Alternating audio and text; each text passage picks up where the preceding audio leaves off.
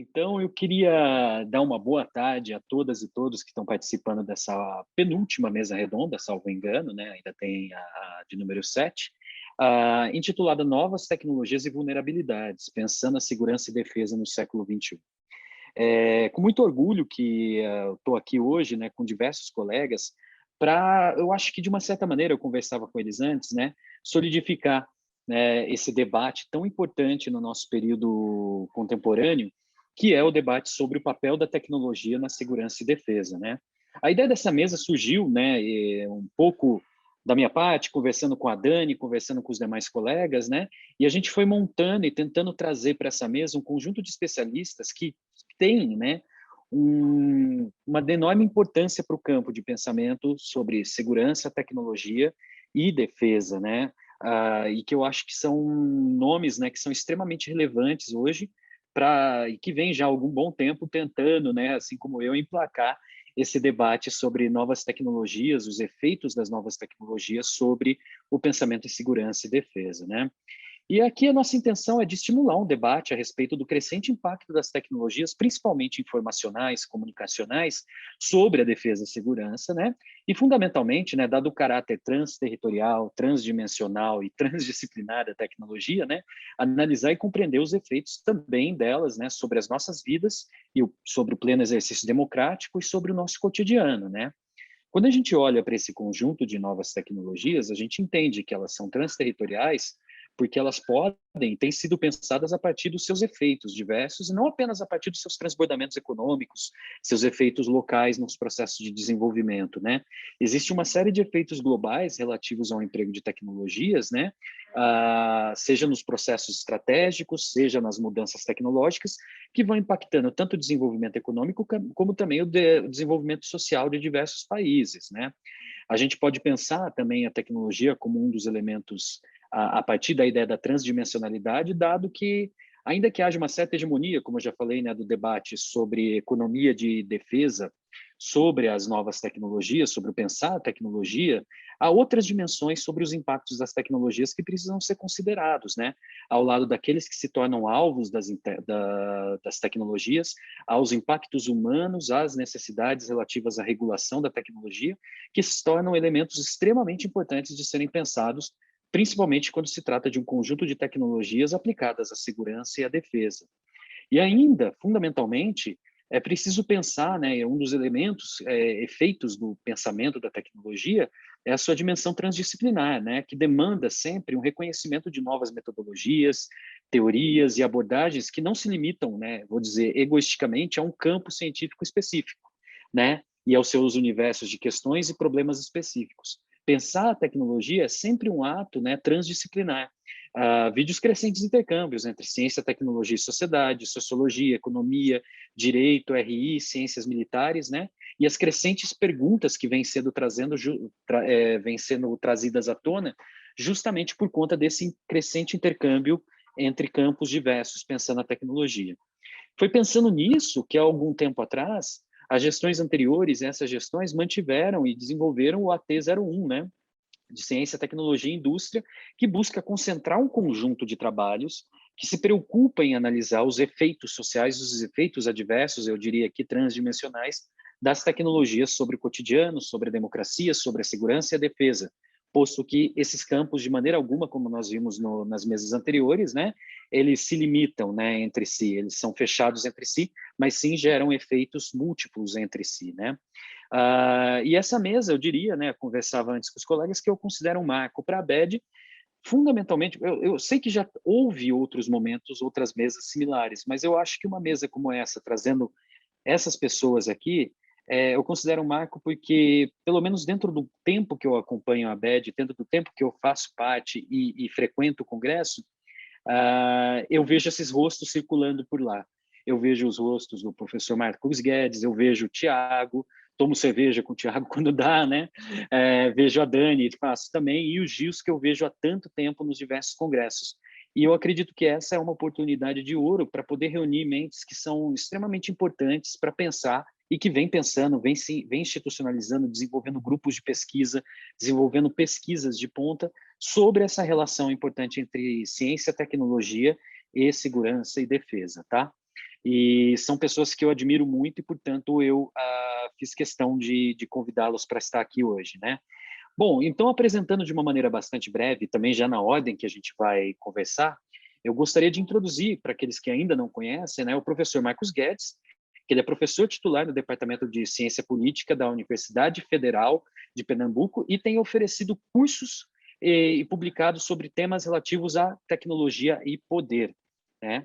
Queria apresentar a vocês também o Tiago Borne, para quem não conhece ainda, né? É uma figura conhecidíssima também aí do campo, né? Que é doutor em Estudos Estratégicos Internacionais pela Universidade Federal do Rio Grande do Sul, teve seu sanduíche na National Defense University, não sei se foi com o Rasa lá, depois você conta para a gente, né? Também nem sei se ele está lá, né? Mas, enfim.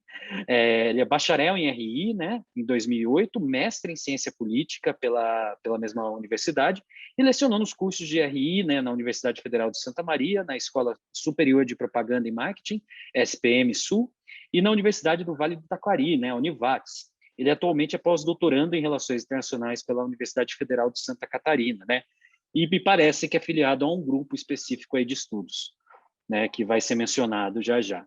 A Daniela, já com a Iris Pinto, né, é coordenadora da pós-graduação no curso de Relações Internacionais da Federal de Santa Catarina, é vice-presidente da ABED, na gestão 2020-2022, doutoranda em Ciência Política na linha de Política Internacional na Unicamp, mestre e bacharel em RI pela Universidade de Coimbra, em Portugal, tem estágio pós-doutoral em Ciências Militares na Escola de Comando e Estado-Maior do Exército, eu podia ter dito TCM para ser mais rápido, né? Coordenadora do Grupo de Pesquisa e Estudos Estratégicos em Política Internacional Contemporânea, né? O GPIC, ao qual o Tiago agora faz parte, né? E membro da rede CTDIC, né?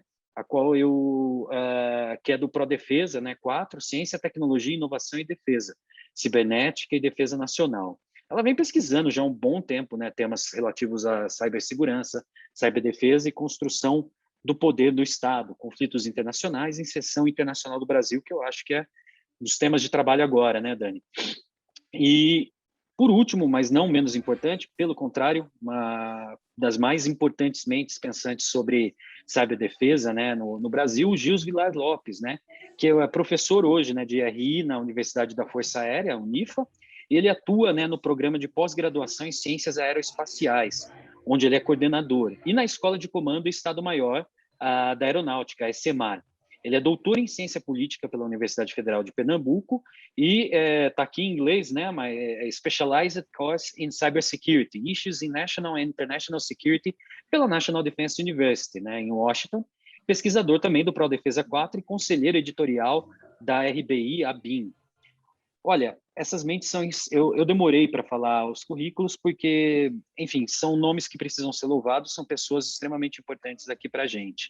Cada qual vai falar por em torno de 10, 12, a gente vai dar aí uma tolerância, podendo chegar até os 15 minutos, e cada um vai apresentar um pouquinho, né, sobre a importância desse campo, sobre as correlações diversas que a tecnologia e as novas tecnologias têm tido, os seus impactos, e, ao final, nós vamos abrir aqui para a pergunta de vocês, né? Eu acho que é aberto para vocês fazerem a pergunta oralmente, e, se não, acredito que também pode ser escrita pelo chat, tá? Queria agradecê-los novamente pela presença, agradecer os nossos palestrantes hoje, e, sem mais delongas, eu vou passar a palavra para o professor Marcos Guedes, que vai iniciar a sua fala. Professor, fique à vontade, a palavra é tua. Muito obrigado, professor Alcides Peron.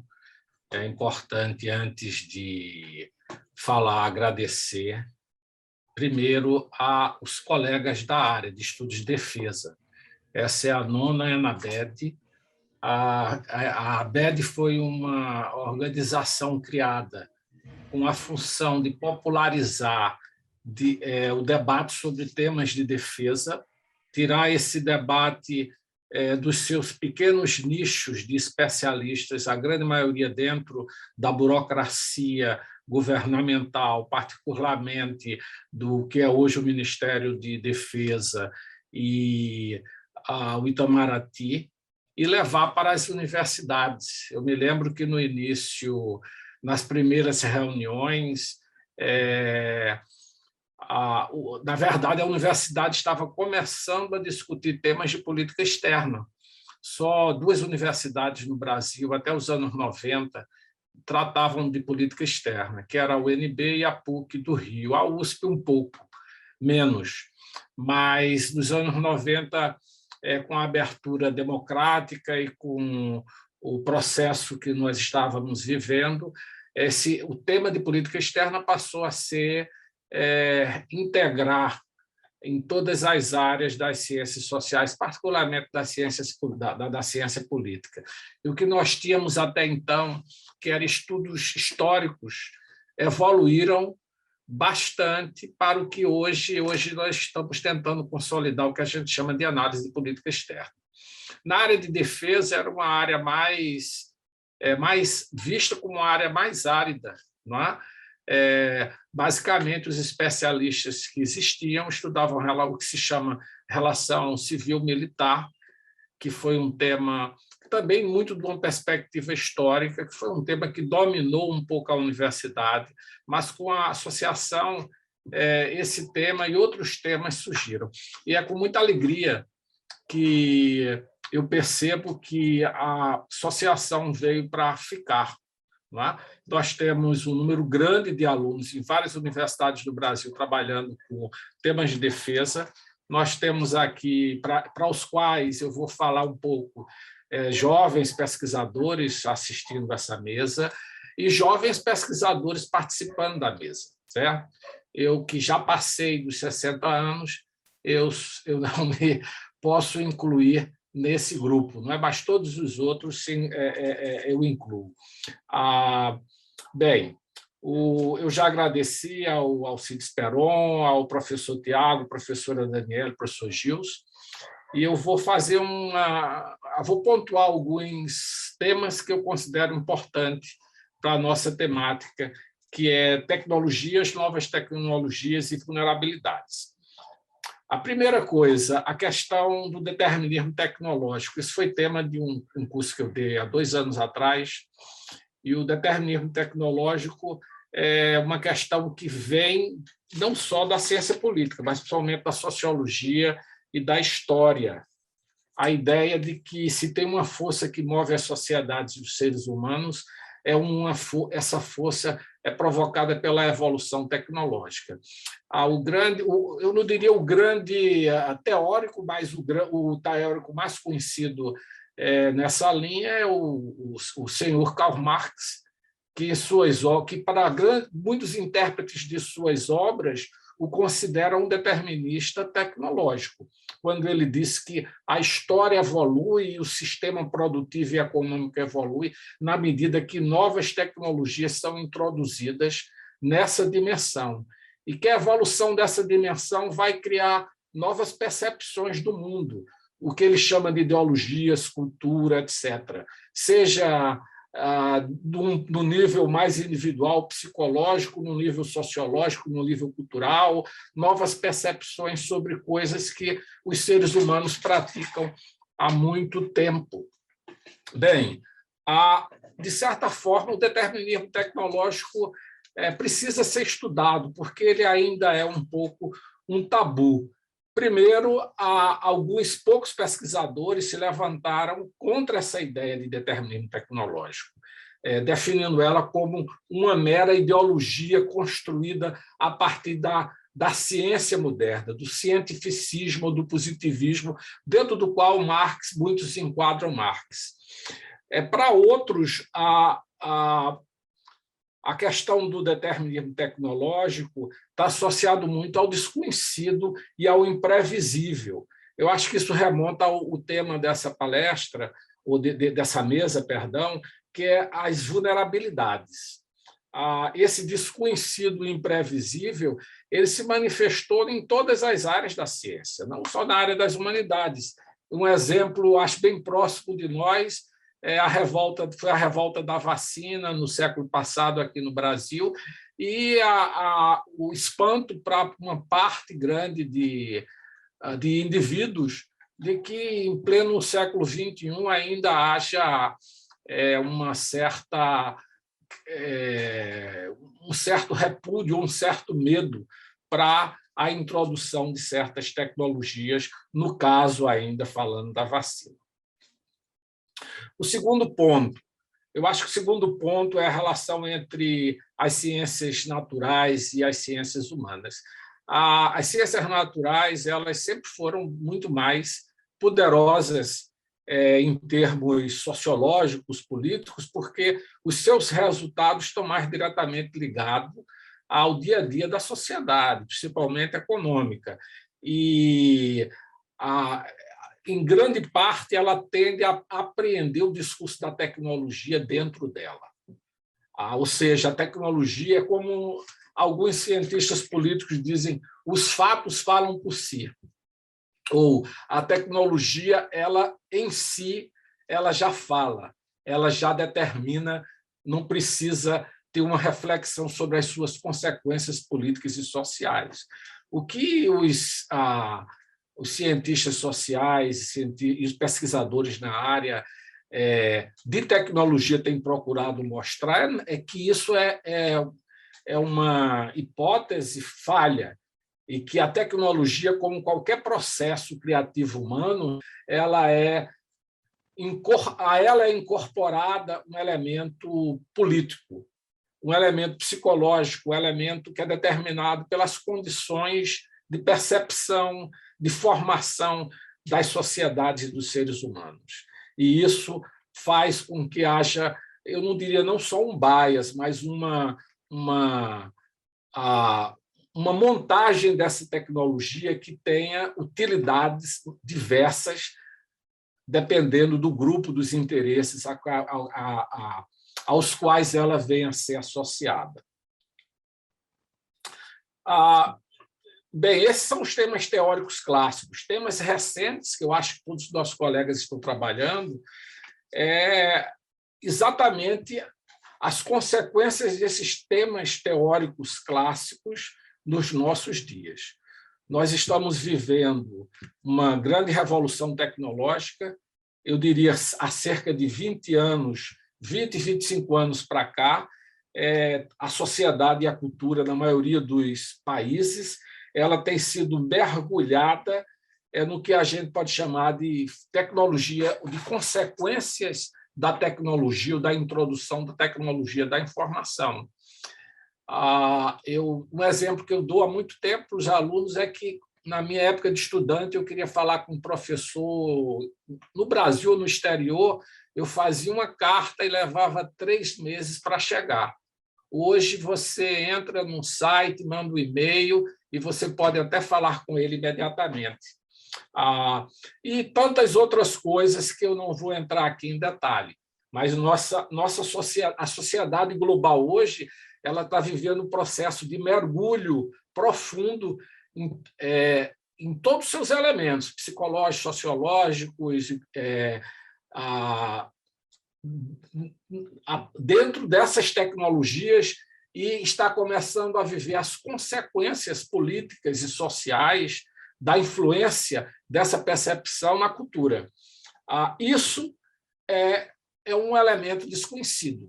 E isso traz elementos imprevisíveis. Eu vou dar um exemplo geral do elemento imprevisível, já me direcionando para a conclusão dessa palestra. É a ideia de que as redes sociais e de que a internet é benéfica.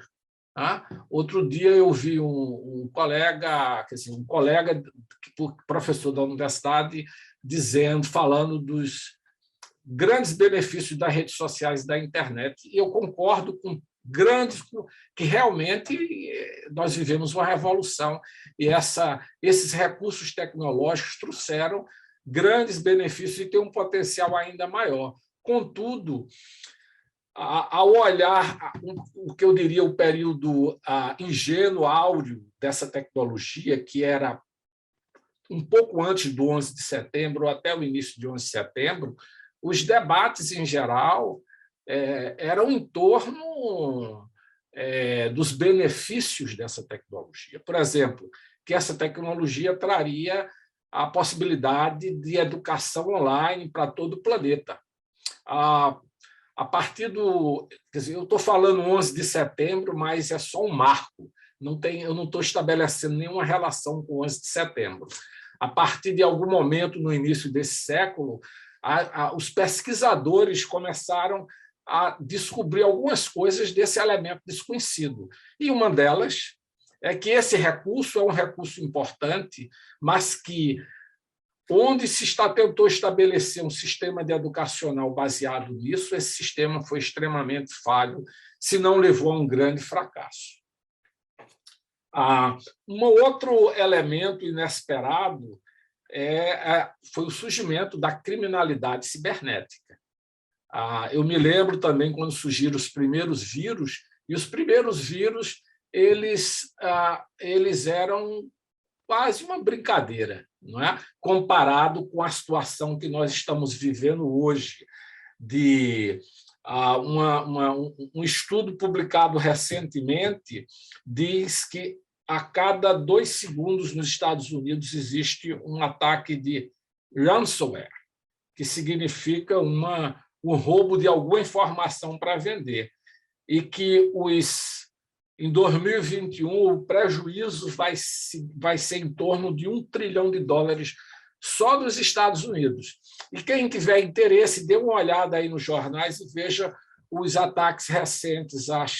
O Colonial Pipeline, que é uma empresa que traz petróleo do Alasca para os Estados Unidos, e para a produtora de carne JBS. Aparentemente, essas empresas tiveram que pagar milhões de dólares ou de criptomoedas para terem seus bancos de dados e seus recursos estruturais de administrativos liberados. Um outro elemento desconhecido diz respeito à espionagem política.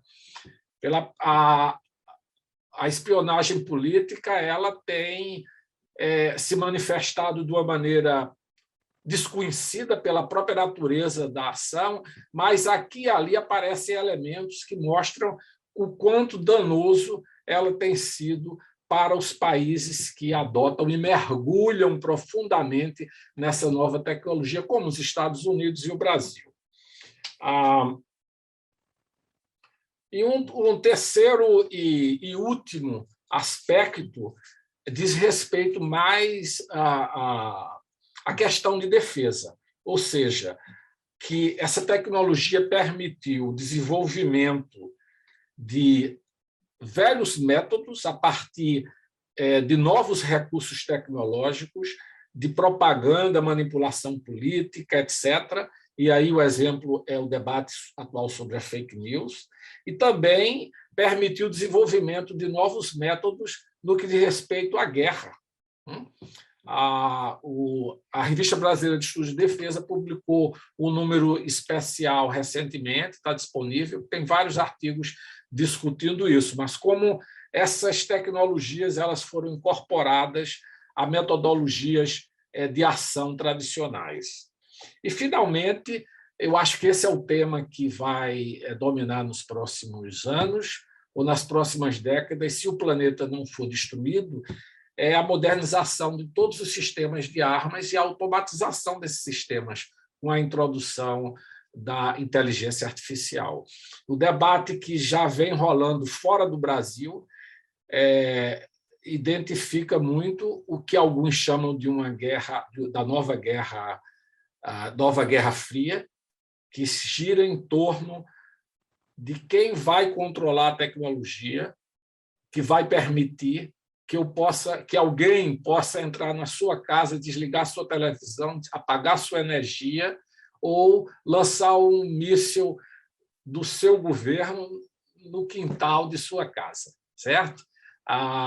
Essa é o grande debate hoje, e certamente esse debate vai se ampliar na medida em que a China e os Estados Unidos passam a disputar. Só uma última palavra, vocês desculpem, eu tentei falar aqui há 10 minutos, eu estou em 12 minutos, se eu não me engano, já passou aqui, é sobre a questão do Brasil. Eu acho que essa mesa, a ABED, tem uma função muito importante, e aí eu volto a falar aos jovens pesquisadores interessados aqui, que estão vendo agora ou vão ver posteriormente a gravação, olhar como o Brasil pode sobreviver ou, na melhor das hipóteses, se beneficiar desse quadro, e não ser engolido. A Guerra Fria do século XX ela se travou sempre no campo daqueles países mais frágeis, na Ásia, na América Latina, na África. Foi aí onde milhões de pessoas morreram numa disputa que acabou numa mesa de bar com a champanhe e uma vodka. Não é? É importante que esse século, que o Brasil saiba, de uma maneira estratégica, evitar a ser vítima desse processo. Pelo contrário, ser um ator que traga benefícios para os nossos interesses de desenvolvimento político, social e de defesa. Bem, meus queridos, muito obrigado. Um abraço a todos vocês. Muito bom, professor. Muito obrigado pela sua fala. Eu acho que foi bastante importante esse panorama que você traz, tanto teórico como também histórico aqui, pensando nessas dimensões, né? Pensando a tecnologia dentro desse paradigma, dentro dessa ideia, né, do não determinismo, mas sim dentro de todos os elementos que vão constituir a tecnologia como um objeto político, um objeto social, algo que é fundante, né? E isso me leva a perguntar, né, que eu farei talvez a pergunta mais adiante, mas já posso me adiantar, né? Se fosse possível pensar nesses últimos 20 anos, qual foi a política que de fato governou o desenvolvimento das tecnologias contemporâneas, né? Se a tecnologia é um objeto político, qual foi essa política, né, nesses últimos 20 anos e como que ela talvez tenha reorientado ou adensado certos problemas nas tecnologias, né? Mas a gente pode fazer essa pergunta a posteriori porque nesse momento o professor Tiago Borne vai falar, né? Vou passar a palavra para ele também, né? Gostaria novamente de agradecer. E fica à vontade, Tiago, a palavra está com você, tá? Obrigado, Alcides. Boa tarde a todos e todas. Em primeiro lugar, eu quero reiterar meu agradecimento ao Alcides por propor essa mesa. O Alcides é muito gentil e muito generoso na apresentação que ele faz, né? Eu, dentre os colegas aqui, sou neófito, né? Se há referência, são os colegas e não eu. Então, Alcides, obrigado pela gentileza, pela generosidade, mas as referências aqui são vocês, né? Eu vou tentar fazer a minha pequena contribuição e, bom, quero agradecer também, naturalmente, a ABED, né, por mais uma vez estar cedendo esse espaço para a gente. Sei que não é fácil organizar um evento, seja presencial, seja virtual, né? Abrem-se outras vulnerabilidades quando a gente está pensando num evento virtual. Então, a organização também já está de parabéns. Eu consegui acompanhar alguns debates ontem e hoje, e eu acho que tem sido tudo muito frutífero. Então, parabéns, né? Aguardamos já ansiosamente as próximas edições. Dito isso, eu fico muito contente que o professor Marcos Guedes tenha feito uma fala inicial um pouco mais conceitual, um pouco mais teórica, especialmente porque ele deixa no final, né, um gancho para mim. Em que sentido? Sentido de que eu vou tentar focar a minha fala hoje especificamente em algumas questões relativas à defesa nacional, né? Então, talvez não oferecer aqui uma visão tão ampla, tão teórica, ainda que eu acho que há, né, espaço para a gente complementar essa fala ao longo do debate, mas a ideia é justamente pensar um pouquinho o que vem sendo feito no âmbito do Brasil, né? Então, acho que isso é uma coincidência muito feliz. Obrigado, professor, pelo gancho.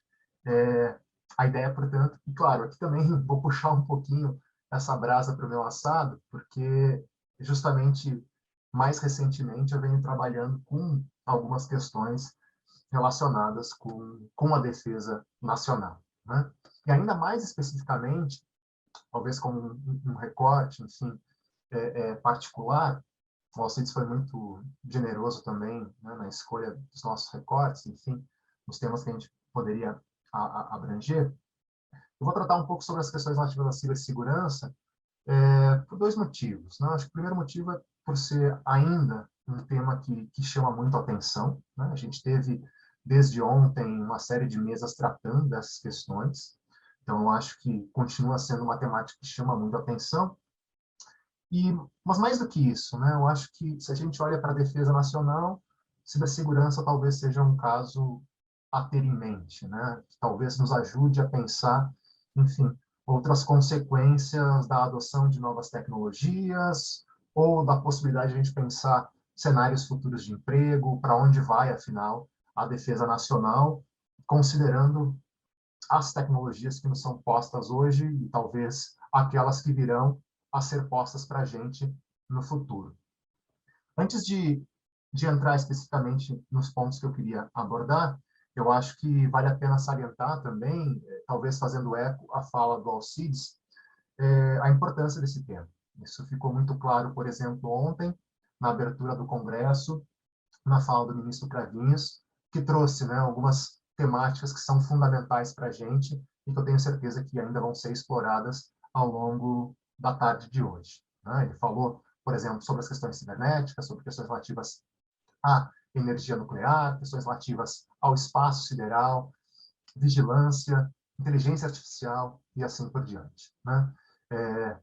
Acho que essa lista, por si só, ela já denota a complexidade, enfim, a abrangência de uma área temática como essa, né? Ao mesmo tempo que permite que haja um diálogo, esse diálogo transdisciplinar que o Alcides também menciona, e que eu concordo, né? Vou tentar reforçar esse ponto também, é completamente fundamental para a gente hoje. Feita essa introdução, meu objetivo, portanto, nessa fala, ele é duplo, né? Eu vou tentar, de forma bastante sintética, apresentar um panorama geral de algumas das medidas que foram tomadas no Brasil nos últimos 10 anos, tendo como norte ou referência especialmente os documentos que articulam a defesa nacional. Né? Em seguida, a minha ideia é também propor algumas questões, destacando algumas problemáticas que eu acho que vale a pena da gente aprofundar, eu acho que vale a pena da gente discutir.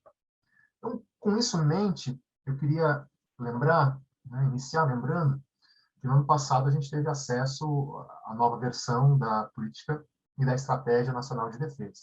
Né? Documentos esses continuam em apreciação, né? Já estão aí circulando há mais ou menos um ano. Enfim, aqui já abre, acho que um espaço para a gente discutir um pouquinho, né, a celeridade desses processos. Mas o fato é que, até o ano passado, grosso modo, até hoje, os debates sobre defesa nacional, sobretudo no âmbito público, né, para a gente pensar a política pública, etc., esteve amparado nas versões de 2012 desses dois documentos. Né? E aí vale lembrar também que em 2012 a gente teve a publicação de outros documentos igualmente importantes para a gente pensar a defesa nacional. Estou falando do Livro Branco e, dentro do Livro Branco, do PAED, né? Na articulação e equipamentos de defesa. Esses 4 documentos, grosso modo, em conjunto, eles vão, né, a gente sabe, apontar para a gente, indicar aqueles 3 setores estratégicos para a defesa nacional, não por acaso, né, o setor nuclear, o setor espacial e o setor cibernético. E aqui eu acho que talvez a gente já pudesse fazer um parênteses, enfim, né, abrir um pouco o espaço para discussão, como se constrói essas prioridades, né? Como a gente pensa, enfim, que essas são tecnologias que vão importar dali para frente. Estou falando aqui de documentos que foram formulados há quase uma década atrás. Né? E essas prioridades não necessariamente foram modificadas nessa versão mais recente dos documentos. Isso a gente deixa para o segundo momento, para o debate. Notem, lá em 2012, parece que o PAED foi, talvez desses todos, em termos de pensar política pública, um documento mais importante, justamente porque é ele que vai apresentar para a gente os projetos ou programas estratégicos que passariam a ser desenvolvidos pelas Forças Armadas a partir daquele momento. Né? De uma forma, o PAED vai indicar para a gente, enfim, um norte orçamentário, né? Vai descrever para a gente esses projetos, ao passo que os outros documentos eles tinham muito mais um caráter de declaração. Né? A importância do PAED, nesse sentido, ela se dá também por ser o documento, como mencionei há pouco, ele nos dá um horizonte temporal para a execução dessas políticas, enfim, desses projetos, mas também estipula os investimentos necessários por parte do governo para que eles se concretizassem. Né? Então, a gente estava falando, naquele momento, de 23 programas estratégicos, né, que envolveriam aí um orçamento de mais ou menos 66 bilhões de reais, lá em 2012. Né? E dentre esses programas, naturalmente, estava o programa Defesa Cibernética. Aqui é um programa que tinha um caráter guarda-chuva, enfim. Né? Depois eu comento um pouquinho mais a respeito dessa questão. Notem, Segundo esse documento, o Programa de Defesa Cibernética seria a responsabilidade do Exército, né? Compreenderia ali investimentos de mais ou menos 895 milhões de reais a serem executados até 2023. Né? Algo que já chama atenção é o fato desse programa, especificamente, ser um daqueles com menor orçamento previsto naquele momento. Né? O que talvez gere, enfim, algum questionamento na medida em que era justamente um dos programas estratégicos, né? Dentre aqueles três, talvez um dos mais importantes. Inclusive, se a gente pensar a forma como o debate a respeito de cibersegurança se constitui naquele momento, inclusive se a gente pensar que é justamente mais ou menos a partir desse marco, um pouco antes talvez, que essas questões começam a penetrar com mais força, não só na academia, mas também, né, entre os tomadores de decisão.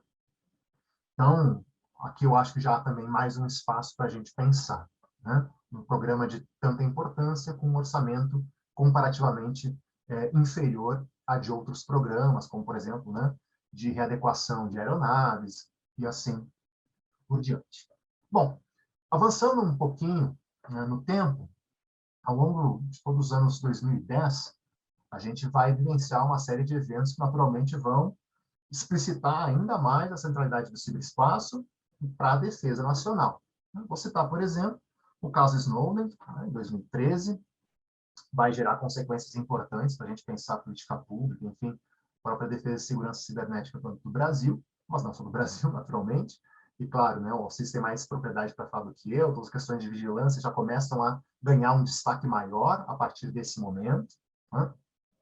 A gente vai ter os grandes eventos esportivos acontecendo no Brasil também, né? Copa do Mundo, 2014, os Jogos Olímpicos em 2016, e uma série de outros eventos, enfim, que, né, no agregado, vão de alguma forma contribuir para esse processo de securitização do ciberespaço que já vinha acontecendo. Né? E aí, naturalmente, com esse processo, há uma tomada de consciência, né, a respeito dos desafios e das vulnerabilidades que se abrem a partir do momento em que esse componente passa a ser tão central assim para a gente pensar a política pública. Né? E é também nesse contexto que a gente vai ver o fortalecimento de diversas instituições, né, políticas que, de alguma forma, vão passar a contribuir para esse debate, enfim, né, vão passar a participar desses processos de tomada de decisão, no que algumas pessoas vão chamar de, né, um grande arcabouço de governança cibernética. Né? Então, a gente vai ter, por exemplo, a instituição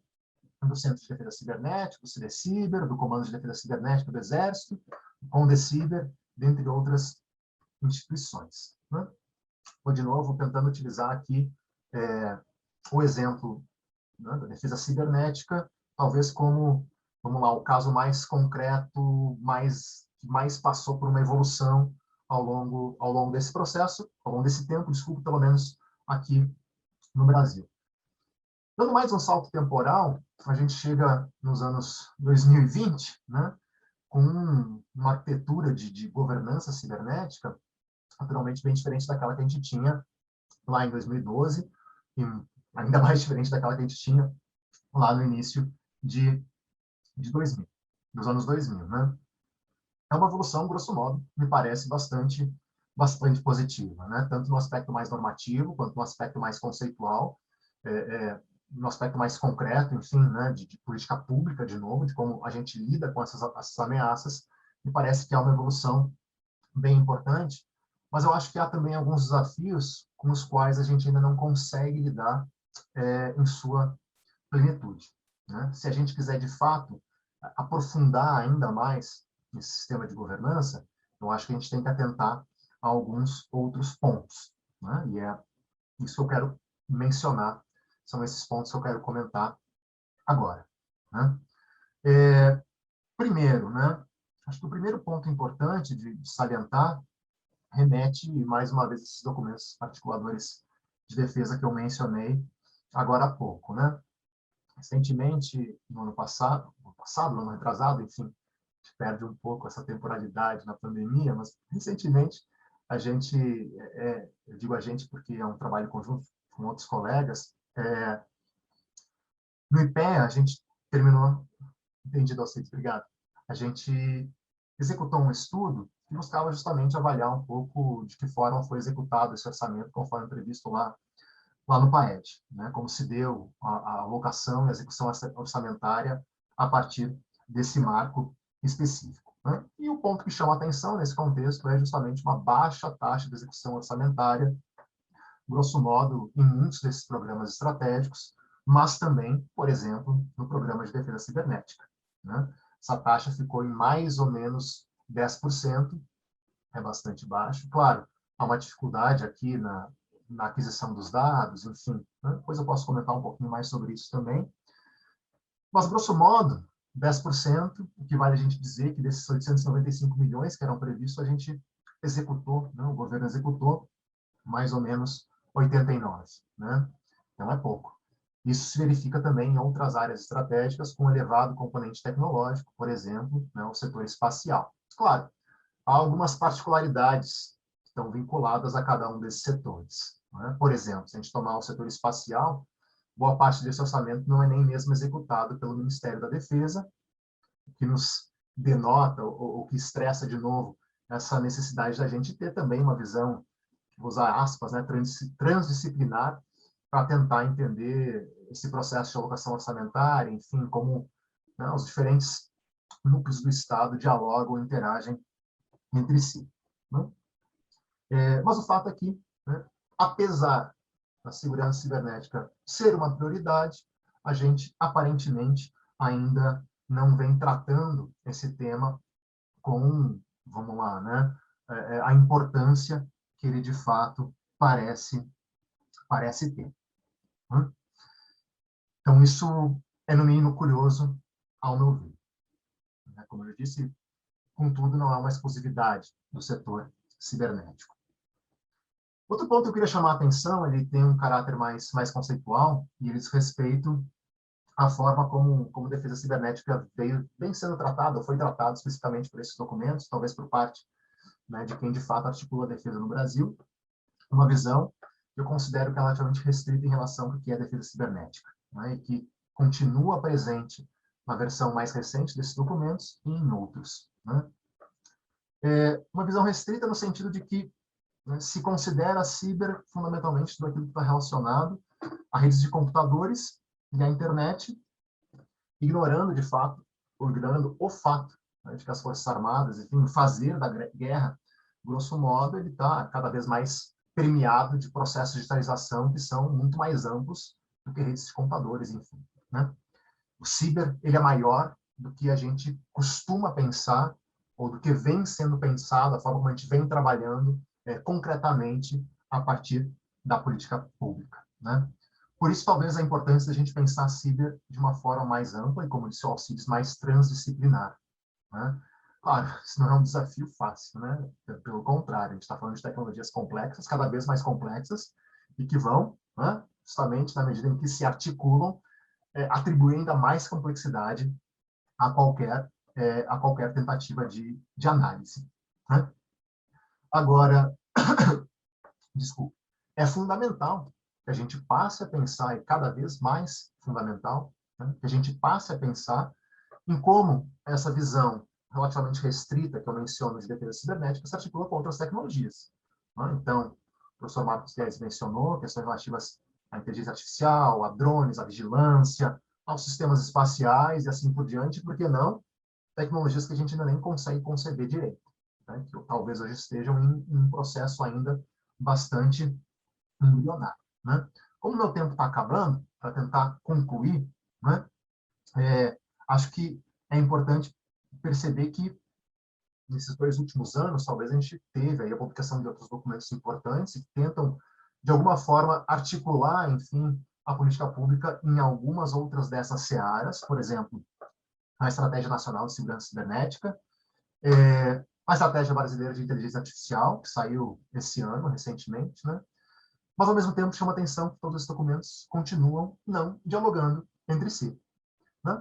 E se a gente colocar um ao lado do outro, a gente vai, primeiro, né, muito possivelmente perceber essa necessidade de diálogo e, eventualmente, encontrar também uma série de contradições entre eles, né? O que só denota, mais uma vez, a necessidade dessa visão mais ampla, mais integrada, mais transdisciplinar. Enfim, tinha uma outra coisinha a mais para falar, mas eu vou ficar por aqui. Enfim, acho que, né, a gente pode seguir ao longo do debate. Obrigado mais uma vez Alcides, obrigado aos colegas, e eu fico à disposição. Excelente, Thiago. Muito obrigado pela tua fala, viu? É extremamente importante essa discussão que você está trazendo. Eu acho que de alguma maneira vai reverberar as outras falas também, mas justamente essa hegemonia, né, do cyber sendo pensado simplesmente por alguns núcleos específicos militares, e a ideia da documentação mesmo, muitas vezes não refletia a plenitude do que é o problema do cyber, né? Mas eu me lembro de algum tempo atrás, né, o Gilles lançou aquele Relações Internacionais Cibernéticas, na qual a gente tratava um pouco dessa dimensão para além da internet, para além das redes, né? E eu acho que essa reflexão é extremamente importante, e uma da talvez mais importante ainda dentro disso é justamente a limitação de atores que fazem parte do debate sobre a política de segurança e defesa, né? Quando a gente olha, por exemplo, uma europeia, a gente vê a multiplicidade de atores participando do processo decisório, né? De redes, grupos, instituições, ONGs, e, evidentemente, agentes ligados mais diretamente à segurança. E aqui a gente não vê essa multiplicidade tão grande, talvez não se coloque as perguntas adequadas por conta disso. Mas vamos caminhando aqui para as nossas apresentações. Agora eu acredito que é a fala da Daniele Aires, né? E eu gostaria de passar a palavra para ela, agradecer também a sua presença. E, Dani, a palavra é sua, fique à vontade. Obrigada, Alcides. Me ouvem bem? Estou sem fone. Ótimo, obrigada. Eu queria dar um bom fim de tarde, né? Uma boa noite a todas e a todos que estão aqui presentes. Fazer uma pequena e bem breve fala, né, em nome da ABED aqui, para agradecer a todos que estão participando do evento. O evento está sendo incrível. Nós que tivemos tanto receio dessas novas tecnologias, para como a gente conseguiria organizar, está sendo muito bom ver os debates de alto nível e tudo correndo numa certa normalidade. E aí, publicamente, eu queria aqui agradecer ao professor Gils e ao professor Augusto, né, que ficaram à frente desse processo na comissão organizadora. A gente sabe o quanto eles estão ligados esse tempo todo, né? Então, eu acho que é muito importante a gente reconhecer o esforço que fizeram para que digitalmente todo mundo pudesse ter essa liberdade e essa tranquilidade que estamos tendo agora, né? Antes de começar também, eu queria fazer, eu acho que uma fala, porque eu acho que esse painel é muito interessante, essa nossa mesa redonda, né, Alcides? A gente, ao longo do tempo, vai percebendo que os espaços são abertos por quem teve coragem de ousar, né? Quando era muito difícil ousar, quando ninguém acreditava no tema, né? E eu acho que nós temos aqui hoje uma pessoa que nunca teve medo de ousar. E por acreditar nesse tema e trazê-lo para o debate, nos deu a oportunidade de hoje estarmos aqui falando, né? Nós que talvez sejamos discípulos dessa pessoa que, para mim, é o professor Marcos Guedes, né? Ao abrir portas para nós, ele serviu sempre, não só de referência efetivamente acadêmica, conceitual e profissional, mas mostrando que é possível, né? Pesquisar muitas vezes quando os recursos são limitados e a própria concepção e conhecimento da área são limitadas, né? Então, eu olho aqui para a grande maioria da plateia e vejo alguns alunos meus, muitos alunos de outros lugares, né, que são mais jovens do que nós, e nós um pouquinho mais jovens do que o jovem Marcos. Eu acho que a gente, esse é o caminho, né? Abrir portas para os nossos novos pesquisadores é o caminho para que esse tema possa, e aí já entrando um pouquinho na fala do Thiago e do Marcos, né? Tornar-se cada vez mais presente dentro do tecido social brasileiro, tanto do ponto de vista da sua importância para a nossa vida cotidiana, e aí envolve um pouquinho do que você pesquisa, Alcides, né, da segurança pública, de tudo mais, mas também para aumentar a conscientização da importância de pensar a defesa, né? Para isso que a ABED nasce e aquilo que o Thiago fala, né? Nós temos aqui um problema, né? Nós temos dificuldades nos nossos documentos, nós temos dificuldades no orçamento, e do fim ao cabo nós temos até dificuldade de trazer pessoas que não sejam estritamente de uma burocracia da defesa dentro da institucionalidade do Estado, para dizer que o que elas pensam é importante, né? Então, eu acho que esse painel é central nesse sentido. Fez muito bem a gente de começar a pensá-lo e você de propô-lo, Alcides. Então, agradeço, né? Eu acho que eu me sinto muito honrado de estar aqui ao lado desses nobres colegas, do Marcos, o Tiago, o Gils e você, tá? E não acho que o Tiago aqui é um neófito, não. Acho que ele é um rapaz que tem muito a contribuir desde sempre, tá? Pegando um pouco do gancho na fala do professor Marcos e do professor Tiago, eu acho que facilita um pouco para mim, porque eles trouxeram coisas que me parecem muito importantes, né? Essa dimensionalidade histórica e multiárea que o professor Marcos traz, levantando problemáticas muito efetivas, né? Principalmente da questão relacionada à internet, eu vou dizer isso porque essa vai ser o meu ponto de fala hoje, mas também de tudo que pode vir a ser a inteligência artificial, que a gente não dá muita atenção na área da defesa no Brasil, né? Eu acho que é central. E aquilo que o Tiago traz também me parece muito importante, porque vai de encontro direto a algo que, para mim, parece central quando a gente vai tratar o tema que nós nos propusemos: novas tecnologias e vulnerabilidades, segurança e defesa no século XXI. Por quê? Às vezes parece chover no molhado a gente reafirmar nas nossas pesquisas que é preciso fazer uma separação séria entre o que a gente entende sobre segurança cibernética e o que a gente entende sobre defesa cibernética, né? Óbvio, como a gente costuma dizer, que são coisas que têm linhas muito tênues. E, em alguns momentos, elas vão a todo momento se cruzar. E se nós formos ler, na grande maioria da literatura inglesa que versa sobre o nosso tema, a expressão cybersecurity vai ficar ali, sempre tomando um monopólio um pouco do assunto, né? Mas acho que isso não impede que tenhamos uma consciência acadêmica e de pesquisa que, de fato, mostre que é preciso separar essas duas coisas. E é preciso separar essas duas coisas para que a gente consiga determinar, ao nível institucional e burocrático do Estado brasileiro, principalmente, e também ao nível estratégico, que um dos grandes problemas que nós temos hoje, talvez de ter um documento de defesa que versa de maneira muito abstrata sobre a questão ciber e sobre a questão da defesa, uma falta de compreensão por que algumas questões são tratadas pelo Exército, outras pelo GSI, mas parece que são coisas que deveriam ser tratadas não por um, mas por outro, né? Uma gama de situações que me parece calcar numa questão central. Falta mais relação civil-militar para pensar a questão cibernética. Falta mais gente da academia para levar um pensamento crítico, estratégico para dentro das institucionalidades nacionais. E aí eu não estou falando só das forças, não, estou falando de toda a burocracia política, do executivo até o legislativo, tá? E era muito interessante, e aí, que eu acho que é central quando a gente fala de segurança e defesa cibernética, porque eu acho que é nessa relação onde o civil faz parte que a gente consegue determinar a diferença entre essas áreas, né?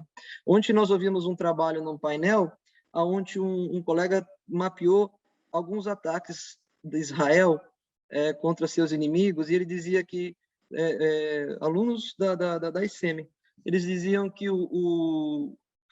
toda a estrutura estratégica que formava e determinava esses ataques era composta pela tríplice hélice da indústria de defesa ali de Israel, né? Não era só o exército, tinha a academia, que para eles tinha um peso, talvez o maior peso no processo, porque era ela que estrategicamente conseguia definir muitas coisas, e tinha todas aquelas startups da indústria de defesa de Israel que, de alguma forma, faziam com que a potencialidade desses equipamentos pudessem alcançar o objetivo para qual foram pensados, né?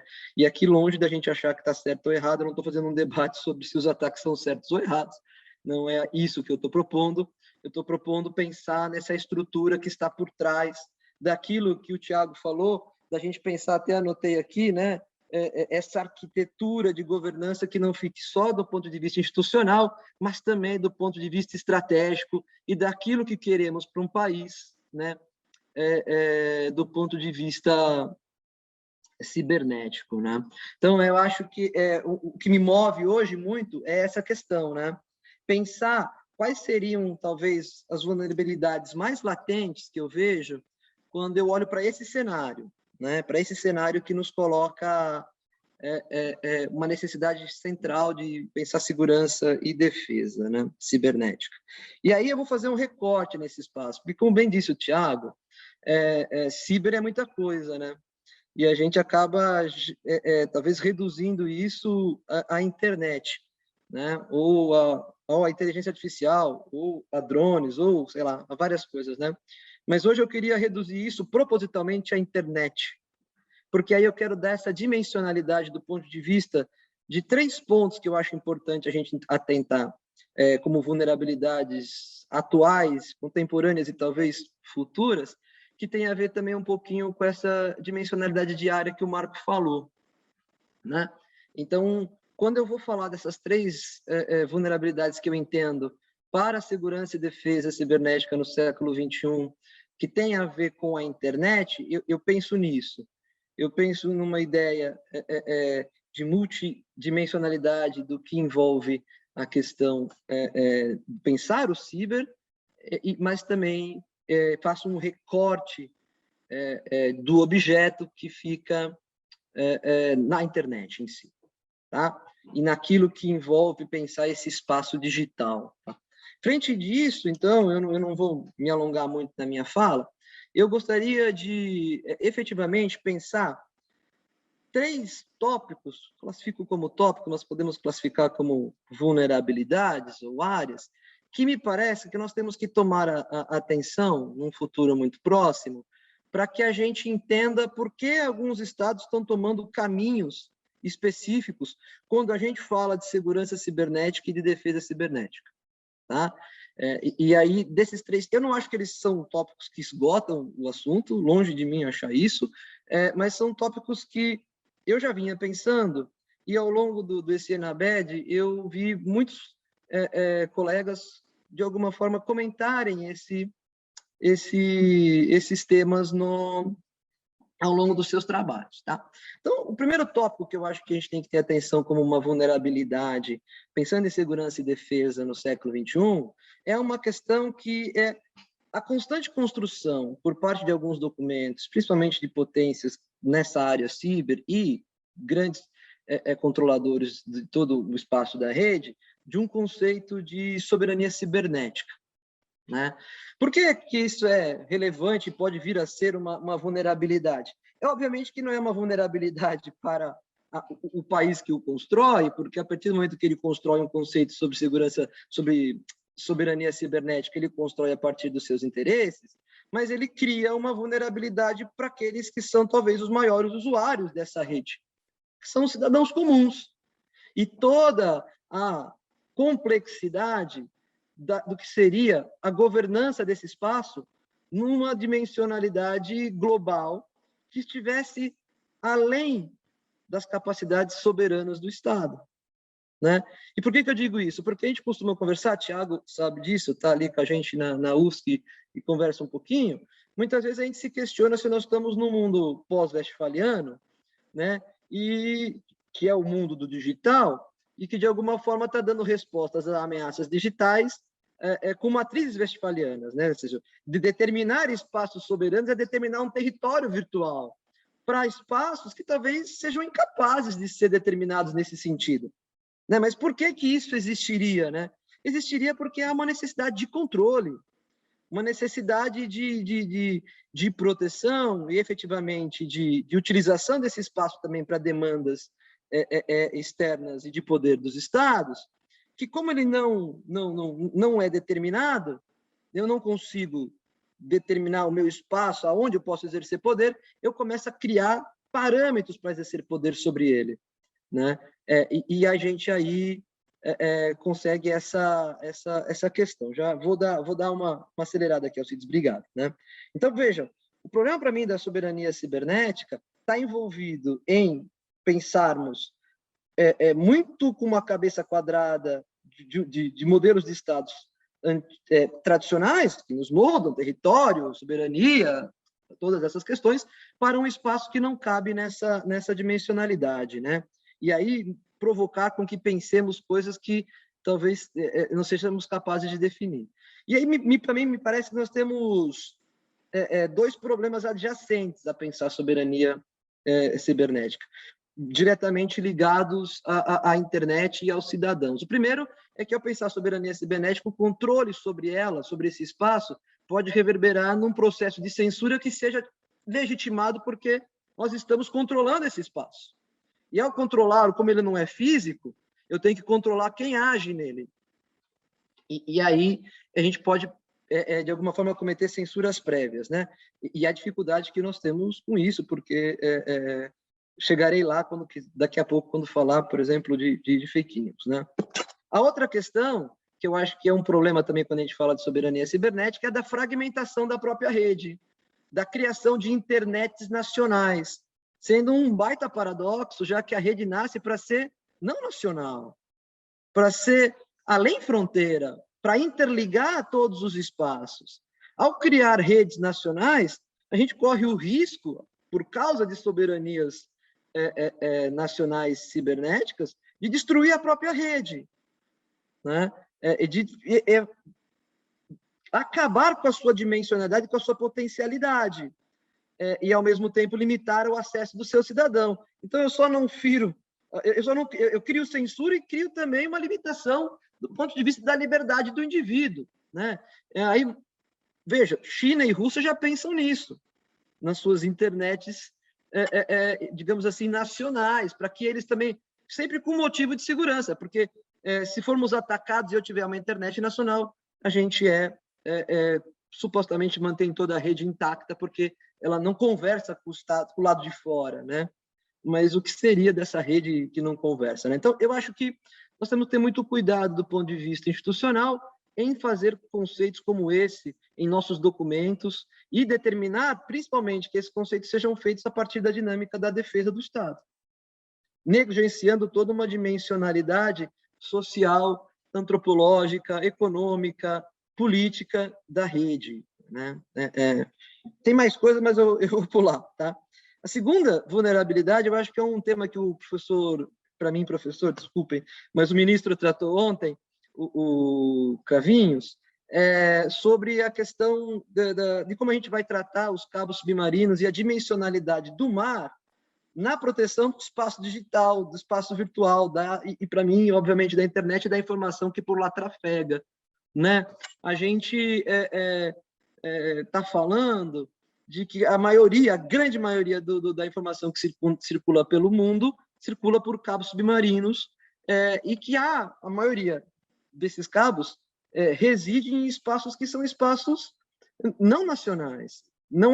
São espaços efetivamente onde não há um controle nacional. Estou acabando, Alcides, eu vou acabar em um minutinho mesmo.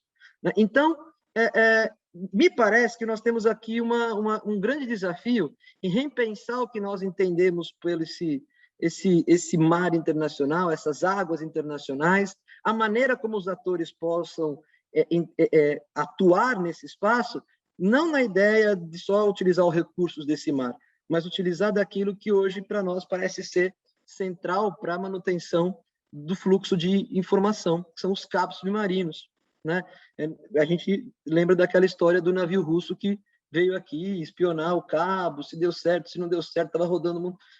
E, sei lá, se é verdade ou mentira, nós estamos lá tentando descobrir. Mas, efetivamente, se for um décimo de verdade, a gente tem aqui um problema, porque a partir do momento que ele sai da nossa zona econômica exclusiva e do nosso mar territorial, como é que a gente controla isso? Porque ele sai e não tem problema, mas o cabo também sai, e aí a informação também sai, e aí como é que a gente pensa isso, né? E a gente talvez tenha um momento muito importante agora, que é a questão da década do oceano, que isso pode ser discutido, tá? E por último, para não ultrapassar mais do que eu já estou ultrapassando, ou seja, mil desculpas, eu acho que a gente tem que pensar uma coisa que eu não tenho uma resposta. Eu até coloquei esse trabalho no congresso da ISA e tive bons feedbacks, que talvez, frente a tantos ataques perpetrados por fake news, perpetrados através das mídias sociais, contra o sistema político dos países e mudando efetivamente cenários eleitorais, talvez a gente tenha que pensar se democracia não pode ser vista como uma infraestrutura crítica a ser protegida. Óbvio que democracia, lato sensu, é algo muito abstrato, né? Me parece que se a gente for pensar a democracia como uma infraestrutura crítica, a gente teria que definir exatamente o que nós entendemos como os pilares democráticos, né? É óbvio, o sistema eleitoral me parece um deles, né? As liberdades me parecem um deles, mas o sistema judiciário também me parece um deles, né? E se a gente cada vez entender menos, ou entender que as infraestruturas críticas são só coisas muito físicas, que devem ser protegidas nos seus sistemas, a gente pode estar ignorando algo muito, muito complexo, que é a maneira como os cidadãos comuns estão utilizando essa rede para causar modificações na vida social das pessoas e dos estados, de forma que a gente regrida na nossa complexidade democrática. É isso um pouco o ministro falou ontem sobre o decréscimo democrático dos países que a gente vem acompanhando nas últimas 2 décadas, né? Então, encerrando, Alcides, é isso que eu gostaria de falar, de debater com vocês. Eu acho que esse último tema, então, é só mais importante ainda porque a gente também tem que definir se isso vai ser um ponto de defesa ou de segurança, quem vai pensar democracia como um espaço a ser securitizado, por exemplo, né? Mas eu agradeço imenso, esse é um tema que eu acho que a gente tem muito debate para fazer, muitos temas para tratar, e desculpa, Alcides, ter ultrapassado aí o espaço que eu falei. Obrigado a todos. Imagina, Dani, foi maravilhosa, como sempre, mandou super bem. Eu acho que essas questões, fundamentalmente, para pensar, né, a territorialidade, elementos de soberania, sendo transportados para a dimensão do cyber, eu acho que eles causam mais confusão do que explicação, né? Mas talvez sejam reflexos de estruturas vamos pensar, de poder, né, de debate e cognitivas, né, que dominam um pouco o debate. Mas eu acho muito interessante para a gente debater aqui, Dani. Muito obrigado. Eu vou passar agora a palavra para o Gilles, lá da Unifa, e agradecer a presença dele mais uma vez. Gilles, fica à vontade, tá? E vamos lá. Bom, boa noite a todos. Obrigado aí pelo convite, pelas palavras, né? Eu acho que o sucesso do Enabed, como a professora Daniela falou, não só pela forma, que aparentemente está funcionando perfeitamente, mas também pelo conteúdo, né, que a gente está vendo ao longo dos debates e essa mesa redonda, ela materializa isso, tá? Então, dizer que é um prazer estar aqui com vocês, né, de participar de mais um importante evento na área de defesa, ainda mais sobre uma temática com que eu me identifico muito e ainda mais com colegas tão estimados aqui presentes. Então, eu agradeço também, né, aos proponentes da mesa, né, por deixarem acesa, digamos assim, essa chama cibernética, né, dos estudos de defesa, bem como a plateia, né? Eu vi ali que tem alguns alunos também, tem alguns colegas, né, que essa plateia que está nos prestigiando, né, com sua presença, ainda que cibernética. Dito isso, né, informo que devido, como vocês já viram, né, as limitações aqui do nosso tempo, né, eu preparei uma fala que vai mais no sentido de apresentar e introduzir uma agenda de pesquisa na qual eu venho me debruçando há quase 2 anos, né, e que eu gostaria de compartilhar com vocês, né. Trata-se das intersecções estratégicas, né, entre os domínios espacial e cibernético, bem como algumas, poucas pelo tempo aqui, bem limitado, mas algumas implicações para o nosso poder aeroespacial, tá? Especialmente a sua dimensão militar. Então, como as dimensões cibernéticas, cibernética e espacial, elas conseguem trazer, de um lado, ameaças e desafios, mas de outros também oportunidades para a dimensão militar do poder aeroespacial brasileiro. Então, logicamente que o assunto é vasto e que inúmeros temas relevantes eles ficarão de fora, tais como o uso de inteligência artificial, que a professora Daniela falou, né, no emprego de caças de última geração, como o nosso Gripen, né, a guerra cibernética, né, que precedeu e impulsionou a anexação da Crimeia pela Rússia, ou como, por exemplo, os ataques e ameaças cibernéticas, como os vírus e a espionagem cibernética, como bem lembrou o professor Guedes, eles podem ensejar diferentes respostas de diferentes atores, para citar a professora Daniela novamente, né, nos vários segmentos que envolvem as infraestruturas e ativos críticos espaciais, sejam eles baseados em terra, no ar ou no próprio espaço. E quando eu falar no ar aqui, entendam aquele segmento de link que a informação trafega entre um ativo satelital e um segmento de terra, um receptor de sinal, uma antena, um radar, alguma coisa do tipo. Tá? Ou então, um tema que a apresentação que eu vou fazer aqui para vocês, ele pode desaguar e está sendo muito estudado, pelo menos no nosso programa de pós-graduação em Ciências Aeroespaciais da Unifa, né, que é como o direito internacional dos conflitos armados, o DICA, ou o direito humanitário, ele vem lidando com a chamada militarização ou weaponization, né, armamentização do espaço. Enfim, como eu disse, é uma conversa introdutória e muito mais abrangente, né, e que acaba por desaguar nesses tópicos mais específicos. Tá? E caso alguém tenha maiores dúvidas ou curiosidades, né, a gente fica aqui disponível para as perguntas, inclusive pelo chat. Tá? Mas adentrando no nosso tema propriamente dito, eu começo dizendo que o espaço cósmico, né, e esse termo aqui advém lá dos glossários, né, do Ministério da Defesa e da Aeronáutica aqui no Brasil, né, mas vocês vão encontrar na literatura, nas reportagens, nos documentários, né, termos sinonímos como espaço extraatmosférico, espaço sideral, espaço exterior, ou simplesmente espaço, né, mas o espaço cósmico, enfim, esse ambiente, ele é constantemente tocado não só por hardware, tais como veículos lançadores de satélites, os próprios satélites e as estações espaciais, mas também por software. E aí, é justamente nesse ponto, né, que tenham percebido algumas possibilidades de pesquisas e inferências políticas internacionalísticas, né, de como a questão da segurança cibernética, né, vem tocando os debates e as ações concernentes à segurança espacial. Então, segurança cibernética nesse sentido lato, como a professora Dani bem pontuou, né, há uma distinção entre segurança e defesa cibernética, mas em termos mais amplos, né, do poder aeroespacial, que inclui a dimensão militar, mas também outras dimensões, como a aviação civil, os recursos humanos, as infraestruturas críticas, tá? A gente fala em segurança cibernética no sentido mais lato aqui. Portanto, a meu ver, se não adentrarmos, né, em tal discussão, e isso pode, com certeza, acarretar futuros impactos negativos, tanto no nível político quanto estratégico do nosso país, né, que atualmente, diga-se de passagem, né, está passando por um momento interessante, pelo menos, né, no setor espacial, tá? Num porvir muito imediato, né? Por exemplo, o Brasil hoje está atualizando seus documentos, né, relacionados ao seu programa espacial, né, participando do multibilionário projeto Artemis com a NASA, né, a fim de levar a primeira mulher à Lua, né, fazendo chamamentos públicos internacionais para a utilização aí do Centro Espacial de Alcântara, que inclusive faz parte de um acordo de salvaguardas tecnológicas, né, com os Estados Unidos.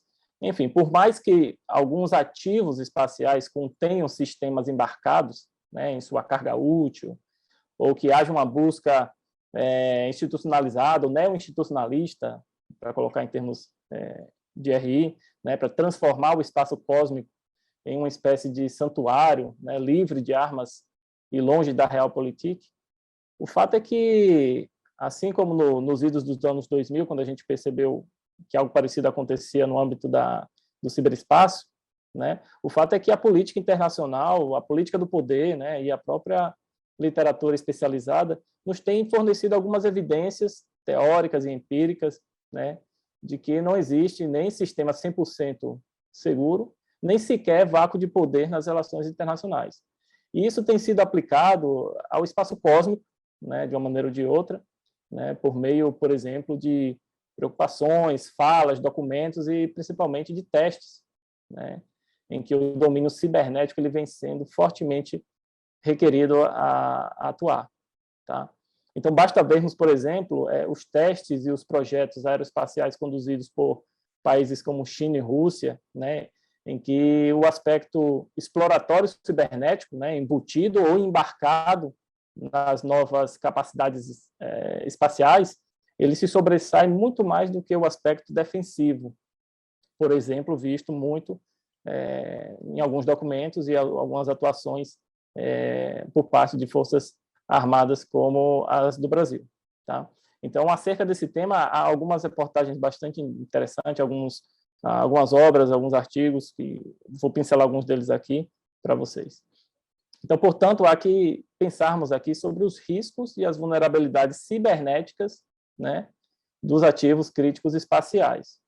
E o intuito disso, né, é construirmos, né, uma robusta consciência situacional cibernética, né, mas, nesse caso, por parte de tomadores de decisão política e militar no setor espacial. Então, percebam aí que há uma ligação intrínseca, ainda mais nesse século da revolução da informação, da quarta revolução industrial, né, da indústria 4.0, como os ativos espaciais eles são imprescindíveis, inclusive para o funcionamento da internet.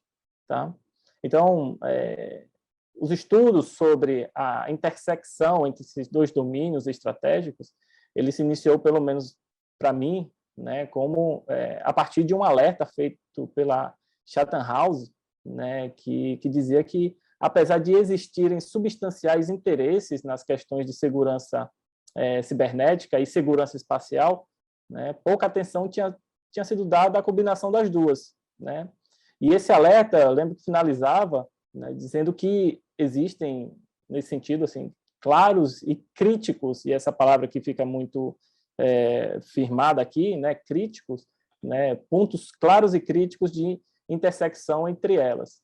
Então, logo deveriam ser exploradas por analistas políticos e de defesa no geral, e não apenas por técnicos.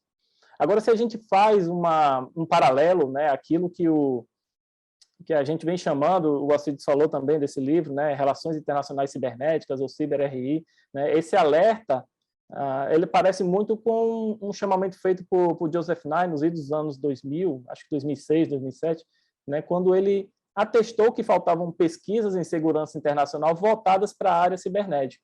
Né? E então conclamava, né, pesquisadores de defesa a iniciarem esse necessário movimento de pesquisa. Então, assim, eu busco introduzir aqui essa tentativa de analisar e prospectar, né, ainda que minimamente, tal intersecção. Então, contextualizando especificamente, né, para a nossa realidade.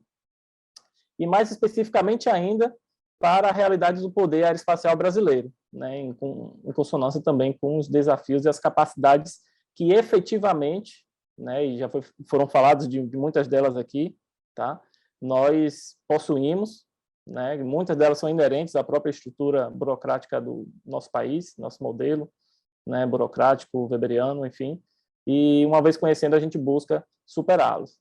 Tá? Então, como temos visto nos últimos 5 anos, pelo menos, a geopolítica e a geoestratégia das grandes potências, elas se defrontaram com uma espécie de segunda corrida espacial, né, comumente conhecida como New Space. Então, com isso, agregaram-se novos objetivos, né, especificamente comerciais, né, novos atores, especialmente os não estatais. Então, nesse cenário, né, de pujança não institucional, digamos assim, há, ao mesmo tempo, a incursão, né, cada vez mais crescente de grandes potências, fomentando uma verdadeira corrida armamentista rumo ao espaço, e fazendo com que, por assim dizer, o dilema de segurança nesse ambiente engendrasse profundas transformações nas nossas capacidades cibernéticas e espaciais, né, a serviço aí da estratégia com E maiúsculo. Né? E a gente pode destacar aqui os grandes players, né, dessa seara, que são Estados Unidos, Rússia e China, né? Tanto em relação a testes de armas antissatelitais, né, as ASAT, como também nas novas capacidades físicas, e que nos interessa muito aqui, né, lógicas, né, embutidas nos próprios satélites, e agora, né, com a estação espacial capitaneada aí pela China. Então, somemos isso à recente criação da US Space Force, né, com sua doutrina militar, com sua estratégia, com suas instituições, pessoal e orçamento, né, todos apontando para o espaço, em especial para as armas cibernéticas que podem, de alguma forma, afetar essas infraestruturas e esses ativos críticos. Então, diante desse contexto, é que nós temos aqui pesquisado e participado de discussões sobre como essa militarização do espaço cósmico ela vem impactando a arte e a ciência da estratégia, né, especialmente para as forças aéreas, que aqui no Brasil, como sabemos, né, é a força responsável pelo desenvolvimento do setor espacial, conforme lembrou aí o professor Tiago em sua fala. Tá? Mas o que eu trago aqui não é o ambiente espacial per si, enquanto objeto central da análise, mas sim seu amálgama, né, com o domínio cibernético, tá? Impulsionando assim o atingimento de um objetivo político. Então, é a isso que chamo de intersecção estratégica ciberespacial. Tá? E como estamos aqui no foro acadêmico, né, e devido ao tempo também, eu indicaria 2 caminhos que, notadamente, se cruzam para a gente poder ter uma visão maior e melhor acerca dessa intersecção, né, e em que medida também podemos contribuir com nossa, entre aspas, aí, expertise cibernética. Tá? No primeiro caminho possível, eu destacaria a busca por marcos teóricos, né, que consigam exprimir e explicar a problemática das ameaças cibernéticas, algumas delas já elencadas aqui, para o atingimento de objetivos políticos, né, utilizando-se para tal do espaço cósmico, tá? Como um domínio e seus ativos como meios. Tá? Então, dentre as várias possibilidades, trago aqui, por exemplo, a teoria do poder espacial, o Space Power, proveniente da National Defense University, do conceito de Information Power, proposto em termos clausewitzianos por David Lonsdale, e bem como a obra de referência, né, Space Warfare, do John Klein. Tá? São autores que têm trazido aí grande contribuição teórica na área dos estudos de defesa, estudos estratégicos, para fomentar essas análises interseccionais, digamos assim. Tá? Em certa medida, a gente vê que tais teorizações elas têm encontrado eco não apenas na academia, mas igualmente em diretrizes de comando e controle, né, de países membros da OTAN, por exemplo, além de servir de subsídio para as operações que já foram faladas aqui, né, multidomínio. Tem como a gente pensar o setor cibernético hoje, né, na nossa sociedade, na área da informação, sem pensar seu entrelaçamento com os outros domínios, tá? Então, nesse sentido, né, eu trago aqui um segundo caminho cruzado possível também, né, para que possamos aí analisar os principais marcos políticos, estratégicos e doutrinários do poder aeroespacial brasileiro, né, correlacionando-os com aquilo que no nosso país, né, se conhece desde 2008 por setores estratégicos cibernético e espacial, tá? E para mim esse parece ser um caminho já esboçado pela própria Força Aérea, né? Principalmente em sua última atualização na sua doutrina militar, que já traz pelo menos um diálogo inicial ali entre esses 2 setores, tá?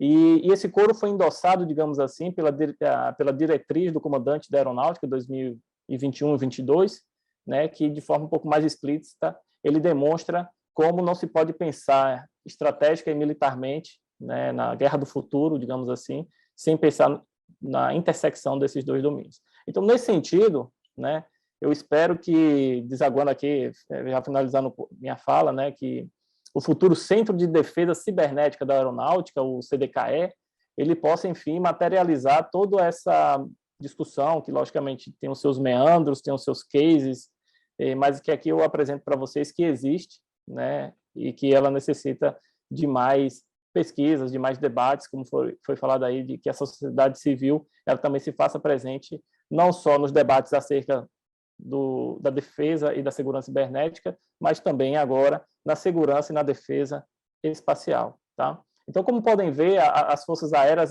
elas encontram na intersecção dos domínios espacial e cibernético, né, riscos e ameaças condizentes com o tamanho da importância geopolítica, econômica, que foi falado pelo professor Guedes, né, e militar, né, que envolve ambos os domínios.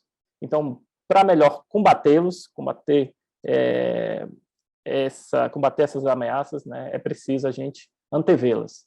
E essa é minha fala e esse é meu chamamento a todos aqui presentes que já labutam com a área cibernética. Então, passei um pouquinho do meu tempo, mas agradeço aí o espaço de poder apresentar a vocês essa nova agenda que eu estou labutando nos últimos anos. Obrigado. Muito bom, Gilles. Muito obrigado pela tua fala. Queria agradecer a todas e todos pelas falas aqui, né? Olha, eu falei com a Fabiana aqui, né, que é a nossa anfitriã, e ela disse o seguinte, que há espaço pelo menos para uma perguntinha, caso alguém da plateia possa colocar. Evidentemente, nós temos uma mesa a seguir dessa. Nenhum dos nossos panelistas participam dessa mesa, mas caso queiram assistir, fiquem à vontade também. E assim eu gostaria de chamar, né, o pessoal da plateia, verificar se alguém teria alguma pergunta, algo que gostaria de colocar aqui para a gente, né? E se manifestar em relação a todas as falas, e mesmo se alguém aqui da nossa mesa, né, queira fazer algum outro comentário extra também, né? Fica à disposição aqui o palco para vocês, tá? De qualquer maneira, o que eu queria, eu vou fazer aqui para tentar quebrar o gelo. Caso apareça alguma pergunta, a gente responde. Caso não apareça, eu acho que a gente pode encerrar. Mas o que eu queria dizer era o seguinte: num primeiro momento, agradecer vocês, né, pela participação nessa mesa. Eu acho que aqui, hoje, né, nós vimos uma pluralidade de debates que são possíveis de fazer tendo a tecnologia como centro do debate.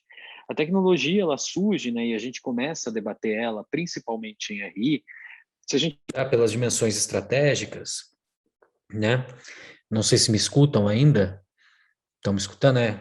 O tal do fone de ouvido que foi pro buraco, né?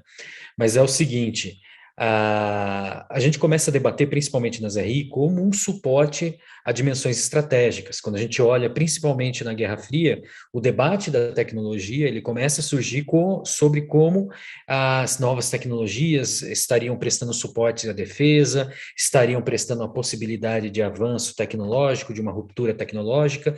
No mesmo momento, a gente começa a ver um conjunto de trabalhos que se pretendem a entender os impactos socioeconômicos das tecnologias, né, e analisando os transbordamentos. É dali que começa todo um debate de economia da defesa, vamos dizer assim, um debate mais contemporâneo, que já existia, né. Eu acredito que, principalmente depois dos anos 80 e 90, com as diversas, vamos dizer, revoluções que o pensamento em segurança e defesa passa a ter, a gente começa a interpretar a tecnologia um pouco além, né?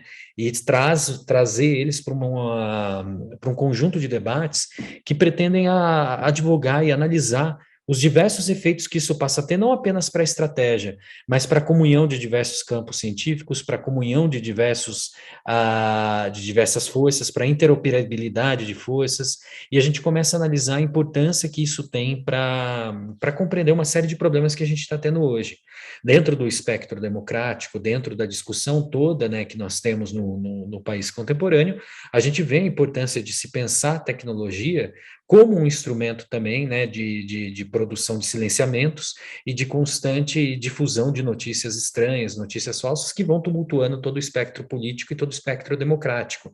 As tecnologias que seriam geralmente restritas ao debate sobre as vantagens estratégicas e militares, hoje ganham um escopo muito maior em toda a dimensionalidade das RI, compreendendo como elas são capazes de produzir constantes alterações políticas e sociais, e isso está se tornando cada vez mais evidente no período contemporâneo, né?